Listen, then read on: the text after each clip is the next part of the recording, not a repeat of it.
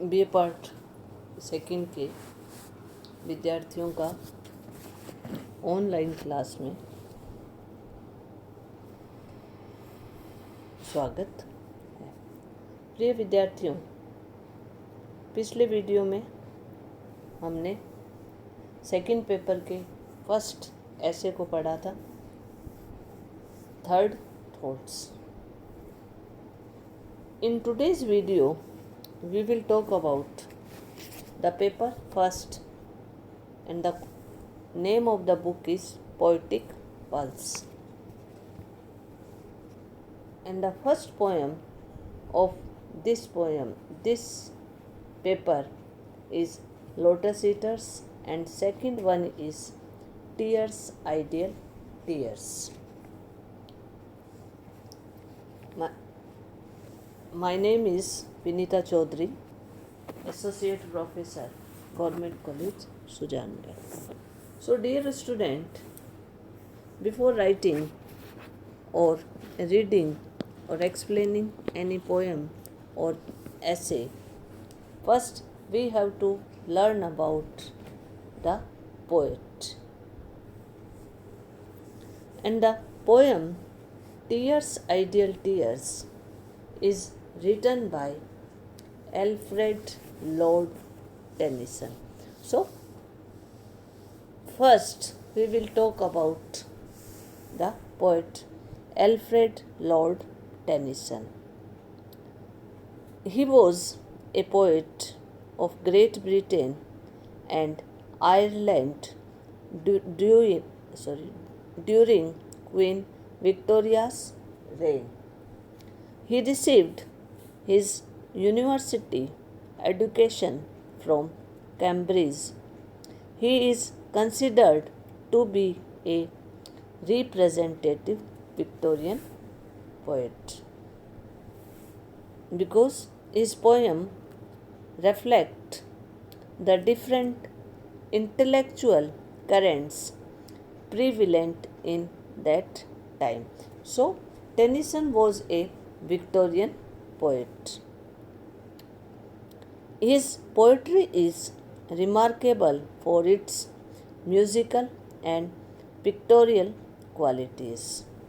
Even in his earliest poems, we can note his extraordinary eye for beauty. Like a true artist, he creates pictures with his use of words. He is noted for his Petrarchan style, mastery of language, and his command of meter. He continuously experimented with the meter and handled the English meters with great skill. Tennyson was also an expert in vividly portraying the external aspects of persons and works of art. His scientific knowledge and keen observation lent to his enriched description of nature. He is renowned for the long elegy he wrote on the death of Arthur Hallam in memoriam, and for the revival of the stories of King Arthur and his knights in Idylls of King. His other well-known works are Enco, Arden, The Princess Maud, Ulysses, and Tithonus. So, this was a brief introduction of the poet Lord Tennyson. Now we will talk about the poem Tears, Ideal Tears. First, we will read the text of the poems. Tears, ideal tears, I know not what they mean. tears from the death of some divine despair rise in the heart and gather to the eyes. The poet is saying that I don't know what is the meaning of the tears. In upcoming videos, we will talk about line to line explanation of the poem Tears, Ideal Tears. Fresh as the first beam glittering on a sail that brings our friends up for the underworld, sad as the last which reddens over one that sinks with all we love below the verge. So sad, so fresh the days that are no more. Ah, sad and strange.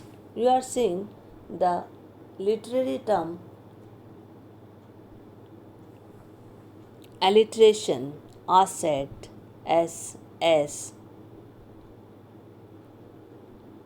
in the dark summer dawns, the earliest pipe of the half awakened birds to dying ears, when unto dying eyes the casement slowly grows a glimmering square, so sad, so strange that the days are no more. Dear as remembered kisses after death, and sweet as those by hopeless fancy faint, on lips that are for others, deep as love, deep as the first love, and wild with all regret, or death in life, the days that are no more. So, this was the text of the poem Tears, Ideal Tears. Now, we will talk about a brief summary or a brief introduction of the poem Tears, Ideal Tears. Tears, Ideal Tears is a lyrical poem which forms part of Canto 4th of the Princes, written in 1847. Princess Ida commands her maids to sing this song to pass the time as they take a break from their studies. The poem consists of 4 stanzas of 5 lines each, written in blank verse, regular metrical but unrhymed iambic pentameter lines. So this is the poem written in blank verse. It has 4 stanzas of 5 lines each. The poet is surprised as he cannot articulate the cause of tears that flow from his eyes as he gazes at the autumn fields. The rich sight of the ripened autumn field creates a longing in him for past days. The feeling of nostalgia that rises from his heart gathers into the eyes as tears. These tears are not linked to any particular memory, hence, he calls them ideal tears, which cannot be explained. The speaker sings of the baseless and inexplicable tears that rise in his heart and pour forth from his eyes when he looks out on the fields in autumn and thinks of the past. The past, the days that are no more, is described as fresh and strange. It is as fresh as the first beam of sunlight that sparkles on the sail of a boat, bringing the dead back from the underworld. And it is said as the last red beam of sunlight that shines on a boat that carries the dead down to this underworld. The speaker then refers to the past as not fresh but sad and strange. As such, it resembles the song of the birds on early summer morning as it sounds to a dead person who lies watching the glimmering square of sunlight as it appears through a square window. In the final stanza, the speaker declares the past to be dear, sweet, deep, and wild. It is as dear as the memory of the kisses of one who is now dead. And it is as sweet as those kisses that we imagine ourselves bestowing on lovers who actually have loyalties to others. So too is the past as deep as first love and as wild as the regret that usually follows this experience. The speaker concludes that the past is a death in life.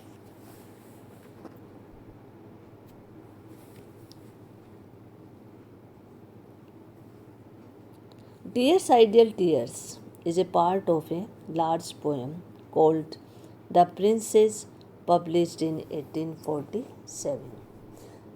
Tennyson wrote The Princess to discuss the relationship between the sexes and to provide an argument for women's right in higher education. However, the work as a whole does not present a single argument or tell a coherent story. Rather, like so much of Tennyson's poetry, it evokes complex emotions and moods through a mastery of language. Tears, Ideal Tears, a particularly evocative section, is one of several interludes of song in the midst of the poem. So, dear student, this was a brief introduction of the poem Tears, Ideal Tears. In upcoming videos, we will talk about critical summary or a full discussion on the poem Tears, Ideal Tears.